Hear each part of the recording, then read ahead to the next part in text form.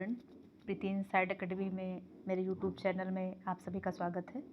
कैसे हैं आप सब? आई होप आप सभी अच्छे होंगे और रीट की तैयारी में जोरों शोरों से लगे होंगे, क्योंकि अब ज़्यादा समय नहीं बचा है। तो हम आज बात करेंगे एक नए तो नहीं, क्योंकि हमने जो कल पढ़ा है मैंने सोचा उसी से संबंधित आज आपको प्रश्नोत्तर करा दिए जाएँ। तो कल मैंने क्या पढ़ा था, तो जैसे कि कल मैंने पढ़ा था, आपको पता ही होगा, अगर आपने नहीं देखा है वीडियो तो आप देख लीजिए। बहुत ही महत्वपूर्ण और बहुत ही मतलब कह सकते हैं कि परीक्षा में इससे संबंधित क्वेश्चन आपको देखने को मिलेंगे ही मिलेंगे। तो अगर आपने अभी तक नहीं देखी है क्लास तो देख लीजिएगा। तो आज हम जो करने वाले हैं वो एनसीईआरटी से संबंधित कुछ प्रश्नोत्तर हैं जो करने वाले हैं। तो मैंने सोचा आपको आगे इसके आगे पढ़ाने से अच्छा है कि जो एनसीईआरटी के कुछ प्रश्न उत्तर हैं जो अब तक PYQs हैं जो प्रीवियस ईयर में पूछे गए हैं, उससे संबंधित कुछ क्वेश्चन आंसर आपको करा दिए जाए, ताकि आपको रिवीजन भी हो जाए और साथ साथ में भी पता चल जाए कि कैसे क्वेश्चन आते हैं। तो चलिए शुरू करते हैं। तो जो सबसे पहला क्वेश्चन है वो आपके सामने ये रहा। निम्नलिखित में से कौन सा पाठचर्या के विकास के लिए राष्ट्रीय पाठचर्या की रूपरेखा एनसीईआरटी 2005 द्वारा प्रस्तावित सिद्धांतों में से एक है? तो यहाँ सिद्धांतों की बात की गई है, जो कि एनसीईआरटी के सिद्धांत कितने दिए गए हैं वो आप कमेंट में बताइएगा और यहाँ पे आंसर दीजिए। तो इसका जो ऑप्शन नंबर ए है वो परीक्षाओं को अधिक लचीला बनाना और उन्हें कक्षा के जीवन के साथ एकीकृत करना। बी है यहाँ पे यह सुनिश्चित करना कि छात्रों के तनाव को दूर करने के लिए अधिगम में जल्दबाजी ना हो। Option B. ऑप्शन सी है विषय वस्तु में विवादास्पद संदर्भों का निवारण सुनिश्चित करना। डी है उपयुक्त में से उपयुक्त में से एक से अधिक या उपयुक्त में से कोई नहीं। तो अगर आपको मेरा थोड़ा सा आवाज़ अगर वैसी लग रही है जो क्लियर नहीं है, तो आवाज़ के लिए मैं बता दूं कि मैं कल रात भर सोई नहीं और कल एक शादी में गई थी और उसके बाद आई तो नींद नहीं आई थोड़ा सा, तो इसी वजह से मेरा गला थोड़ा सा गड़बड़ लग रहा है, बैठा लग रहा है।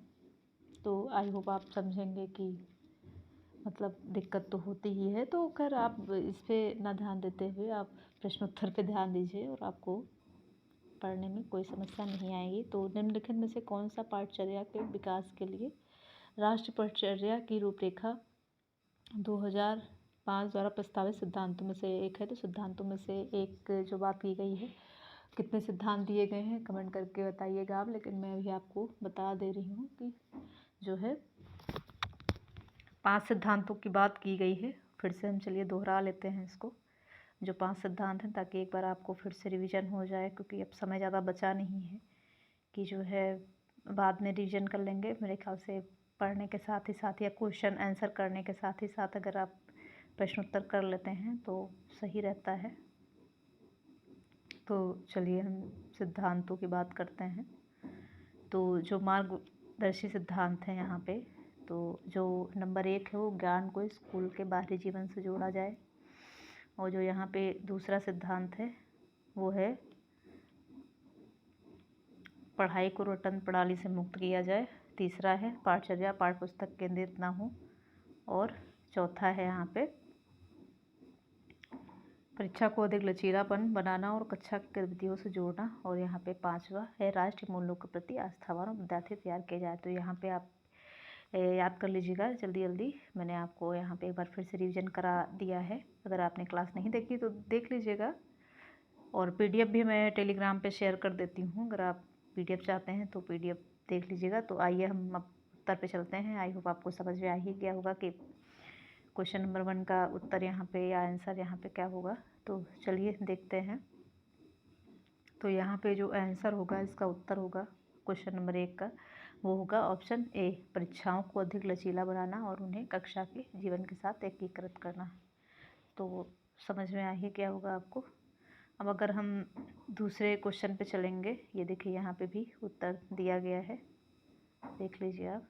तो अगर हम दूसरे क्वेश्चन पे चलें तो यहाँ पे बात की गई है कि ECCE स्तर पर राष्ट्रीय पाठचर्या रूपरेखा 2005 ने किस पर बल दिया है। तो यहाँ पे किस पर बल दिया है, आइए देखते हैं। ऑप्शन ए है सार्वभौमिकरण, ऑप्शन बी है स्वास्थ्य और शिक्षा, ऑप्शन सी है समग्र विकास, और ऑप्शन डी है उपयुक्त में से एक से अधिक, या ऑप्शन ई है उपयुक्त में से कोई नहीं। तो आपको समझ में आ गया होगा मेरे ख्याल से कि क्वेश्चन क्या कह रहा है और क्या इसका आंसर होगा। तो इसका आंसर जो होगा यहाँ पे वो होगा समग्र विकास। मतलब एक बालक के जो है चहु और विकास की बात की गई है, समग्र विकास की बात की गई है, ठीक है। जैसे कि यहाँ पे भी उत्तर दिया है ऑप्शन नंबर सी, मैंने आपको बता ही दिया है। अब अगर हम बात करें क्वेश्चन नंबर 3 की, तो आइए देखते हैं कि राष्ट्रीय शैक्षिक अनुसंधान और प्रशिक्षण परिषद द्वारा 2005 में प्रकाशित भारत में विद्यालयी शिक्षा कार्यक्रमों के लिए पाठ्यक्रम, पाठ्यपुस्तकें और शिक्षण गतिविधियों के निर्माण की रूपरेखा प्रदान करता है। तो यहाँ पे एक बार फिर से मैं क्वेश्चन को दोहराए दे रही हूँ कि राष्ट्रीय शैक्षिक अनुसंधान और प्रशिक्षण परिषद द्वारा 2005 में प्रकाशित भारत में विद्यालयी शिक्षा कार्यक्रमों के लिए पाठ्यक्रम, पाठ्यपुस्तकें और शिक्षण गतिविधियों के निर्माण की रूपरेखा प्रदान करता है। तो कौन करता है, बात करते हैं इसके ऑप्शंस की। तो यहाँ पे जो ऑप्शन है वो NEP है, ऑप्शन ए, ऑप्शन बी है NCF, ऑप्शन सी है आपका ICDS और ऑप्शन डी है ESSC। तो आप तो आंसर जान ही गए होंगे। खैर कोई बात नहीं, क्योंकि 2005 भी यहाँ पे मेंशन था। तो क्योंकि इसमें मैंने देखे हैं कि ABCDE तक भी ऑप्शन होते हैं, तो इसलिए मैं थोड़ा सा नीचे गई। चलिए कोई बात नहीं। तो यहाँ पे आंसर जो होगा वो आपका होगा बी, NCF, ठीक है, NCF 2005, ठीक है, जो कि किसकी बात करता है, विद्यालय शिक्षा कार्यक्रमों के लिए पाठ्यक्रम, पाठ्यपुस्तकें और शिक्षण गतिविधियों के निर्माण की रूपरेखा तैयार करता है, ठीक है। तो क्वेश्चन नंबर 4 पे हम चलेंगे। तो क्वेश्चन नंबर 4 आपके सामने क्या कह रहा है, ECC स्तर पर राष्ट्रीय पाठचर्या रूपरेखा 2005 ने किस पर बल दिया है। देखिए कितनी बार क्वेश्चन पूछा गया है और कई तरीके से पूछा गया है। तो यहाँ पे हम देखते हैं, ऑप्शन ए है सार्वभौमिकरण, ऑप्शन बी है आपका स्वास्थ्य और शिक्षा, ऑप्शन सी है समग्र विकास, ऑप्शन डी है आपको बच्चों को प्राथमिक शिक्षा के लिए तैयार करना। तो यहाँ जो ऑप्शन होगा इसका वो ऑप्शन सी ही है। तो मतलब ये कितनी बार पूछा गया है, इसलिए मैं यहाँ पे इससे ये क्वेश्चन ये लाई हूँ कि आपको मतलब लगे कि कैसे क्वेश्चन आते हैं और प्रीवियस जो है रिपीट भी होते हैं। तो अगले क्वेश्चन पर हम चलेंगे बिना देरी किए हुए, क्योंकि आगे मैंने समझा ही दिया था। तो क्वेश्चन नंबर 5 है, जो ACC स्तर पर राष्ट्रीय पाठचर्या रूपरेखा ने किस पर बल दिया है। देखिए फिर से ये क्वेश्चन यहाँ पे पूछा गया है।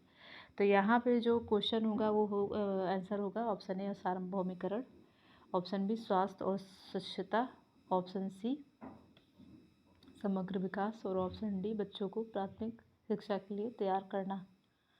तो आप देख सकते हैं कि यहाँ पे जो ऑप्शन होगा यहाँ पे सार्वभौमिकरण, क्योंकि सार्वभौमिकरण की ही बात की गई है। तो यहाँ पे देखिए क्वेश्चन पूछने का तरीका सेम है, लेकिन यहाँ पे आंसर बदल दिया गया है, ठीक है। तो ऐसे भी क्वेश्चन आते हैं, ठीक है। अब अगर हम क्वेश्चन नंबर 6 पे चलेंगे या प्रश्न नंबर 6 पे चलेंगे, या क्वेश्चन नंबर 6 माफ़ करिएगा, दिमाग नहीं काम कर रहा है, मेरा नींद नहीं पूरी हुई है तो कुछ भी बोल रही हूँ आज। तो राष्ट्रीय पाठचर्या रूपरेखा 2005 की राष्ट्रीय संचालन समिति के अध्यक्ष कौन थे। तो यहाँ पे जो राष्ट्रीय पाठचर्या रूपरेखा की संचालन, जो राष्ट्रीय संचालन समिति थे उसके अध्यक्ष पूछे गए हैं। तो कौन थे आप बताइए। तो ऑप्शन ए है यहाँ पे professor Yashpal, option B Shri Gopal Guru, option सी है DS कोठारी, या डी है प्रोफेसर कृष्ण कांति। तो आप बताएं यहाँ पे कौन सा आंसर होगा। तो आपने कल ही पढ़ा था तो आप भूले तो नहीं होंगे। तो यहाँ पे जो आंसर होगा वो होगा प्रोफेसर यशपाल, ठीक है। जो कि राष्ट्रीय संचालन समिति के अध्यक्ष थे। ठीक है ना, ये देखिए यहाँ भी आंसर इसका दिया गया है।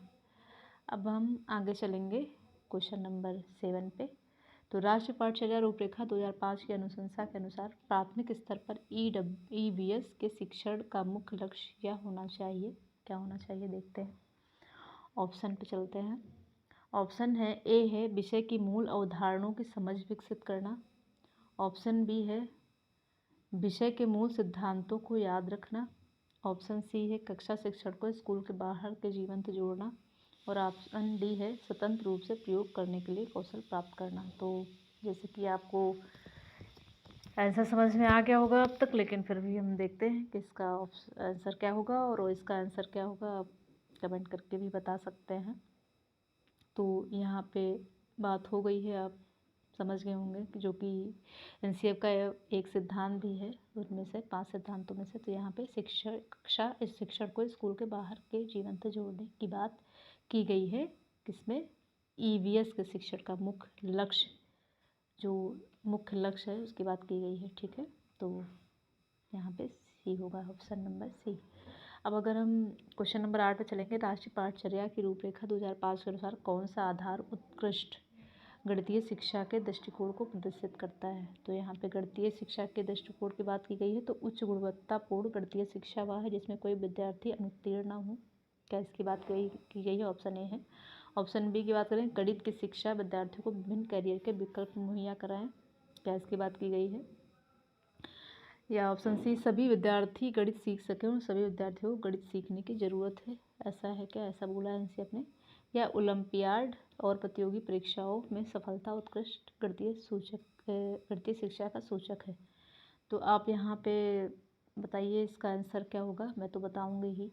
तो यहाँ पे जो एक बारी हम फिर से देख लेते हैं क्वेश्चन क्या है कि राष्ट्रीय पाठचर्या रूपरेखा NCF 2005 के अनुसार कौन सा आधार उत्कृष्ट गणितीय शिक्षा के दृष्टिकोण को प्रदर्शित करता है? तो उत्कृष्ट गणितीय शिक्षा की बात की गई है कि उच्च गुणवत्तापूर्ण गणितीय शिक्षा वह जिसमें कोई विद्यार्थी उत्तीर्ण न हो। नहीं, ऐसा तो नहीं कहा गया है।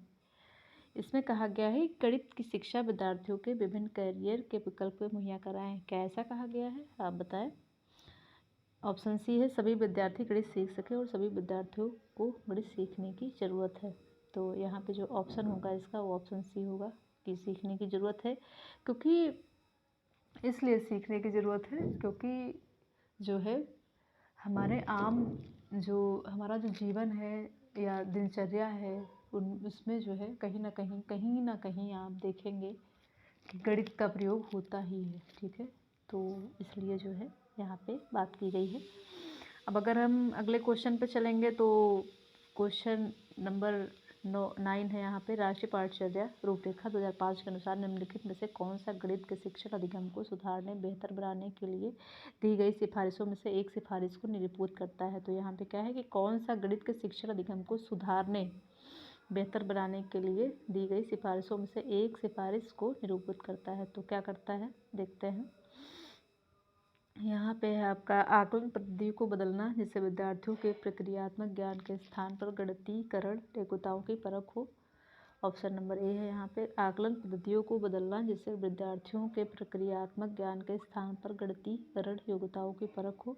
शिक्षकों को प्रशिक्षित करना ताकि विद्यार्थियों को गणित ओलंपियाड में बेहतर प्रदर्शन करने में सहायता कर सकें। क्या ये है? या ऑप्शन सी है, गणित पाठ्य पुस्तक के साथ साथ विद्यार्थियों को अभ्यास पुस्तकों से अभ्यास करने के लिए प्रोत्साहित करना। या ऑप्शन डी है, गणित को लोकप्रिय करने के लिए ध्यान फोकस युवाओं की रोजगार पाने की योग्यता को बढ़ाने पर स्थानांतरित करना। तो देखते हैं इसका आंसर क्या होगा यहाँ पे। तो इसका जो ऑप्शन होगा वो ए होगा कि आकलन पद्धतियों को बदलना जिससे विद्यार्थियों के क्रियात्मक ज्ञान के स्थान पर गणितीकरण योग्यताओं की परख हो। ठीक है, फिर हम आगे चलेंगे इसके कि NCF 2005 में कला शिक्षा को सम्मिलित करने का उद्देश्य निम्नलिखित में से कौन सा है? तो आप बताएं कि NCF 2005 में कला शिक्षा को सम्मिलित करने का उद्देश्य निम्नलिखित में से कौन सा है? तार्किक चिंतन में अभिव्यक्ति, वैज्ञानिक दृष्टिकोण का विकास, ऑप्शन सी सांस्कृतिक विरासतों की सराहना, या ऑप्शन डी ऐतिहासिक जगहों का परिभ्रमण। तो आप बताइए कि कला शिक्षा को सम्मिलित करने का उद्देश्य निम्नलिखित में से कौन सा है? तो जैसे कि यहाँ पे सांस्कृतिक विरासत की सराहना की बात की गई है। ठीक है। तो इसीलिए कला शिक्षा को सम्मिलित करने का उद्देश्य है यहाँ पे एनसीएफ का। अब अगर हम क्वेश्चन नंबर 11 पे चले तो राष्ट्रीय पाठचर्या रूपरेखा एनसीएफ 2005 द्वारा 1975, 1988, 2000 और 2005 में प्रकाशित रूपरेखा में से एक है।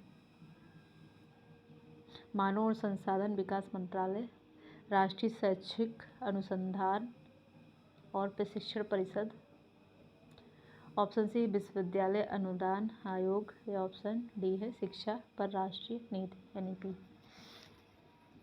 तो मेरे ख्याल से मैं सोच रही हूँ कि आपके लिए कल की क्लास RT की लाई जाए या NEP 2020 की लाई जाए। तो देखते हैं कि कौन सी क्लास लाई जाए। अभी तो इसके लिए तो तैयार करना पड़ेगा। तो सोचते हैं कि कल आपको कौन सी क्लास कराई जाए। तो इसका आप आंसर दीजिए तब तक कि इसमें जो है राष्ट्रीय पाठचर्या रूपरेखा जिसे 2005 द्वारा 1975, 1988, 2000 और 2000 पर प्रकाशित रूपरेखा में से एक है। तो कौन है यहाँ पे आपको समझ में आ ही गया होगा। तो यहाँ पे जो ऑप्शन बी है वो है NCERT, ठीक है। तो यहाँ पे NCERT द्वारा लाया गया था NCERT 2005। देखिए यहाँ पे भी है ऑप्शन नंबर बी, ठीक है। और यहाँ पे हम बात करें तो NCERT 2005 की राष्ट्रीय संचालन समिति के अध्यक्ष कौन थे। ये क्वेश्चन मेरे ख्याल से आपके लिए छोड़ देना चाहिए। आप कमेंट करके बताइएगा कि इसके अध्यक्ष कौन थे, क्योंकि हमने कल ही पढ़ा था। तो ऑप्शन में बता दे रही हूँ, आंसर आप बताइएगा। ऑप्शन ए है प्रोफेसर कोठारी, ऑप्शन बी है प्रोफेसर महलोत्रा, ऑप्शन सी है प्रोफेसर यशपाल, या ऑप्शन डी है प्रोफेसर राममूर्ति। तो आप बताइए कि कौन से प्रोफेसर हैं यहाँ पे। सारे तो प्रोफेसर ही हैं यहाँ पे, लेकिन यहाँ पे NCERT समिति के अध्यक्ष पूछे गए हैं, जो कि संचालन समिति के अध्यक्ष थे। कौन है कल ही हमने पढ़ा है अच्छे से।